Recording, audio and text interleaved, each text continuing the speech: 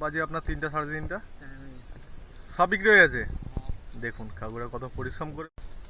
এই বড় দোকানিগুলোকে দেখলে একদম অরেঞ্জ হোক আর যাই হোক, কিন্তু এই কাকুদের দেখলে সেই ছোটবেলার স্মৃতিগুলো মনে এসে যায় না, যে পাড়ায় পাড়ায় বাড়িতে বাড়িতে গিয়ে কিন্তু বরফ বিক্রি করেন এই কাকুরা।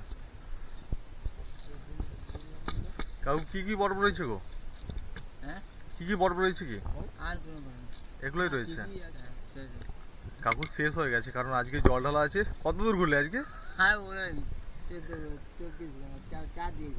চারিদিকে ঘুরছেন আজকে? কোথা থেকে বেরিয়েছেন? হ্যাঁ, বেলা 9টা থেকে বেরিয়েছেন। এখন বাজে আপনার 3টা সাড়ে 3টা সব বিক্রি হয়ে গেছে। দেখুন কাকুরা কত পরিশ্রম করে বরফ বিক্রি করছেন। বেশি না নেই, 100 খানিক মাল। যা, আমরা বরফ নিলাম। কুচকি কি বরফ নিয়েছি?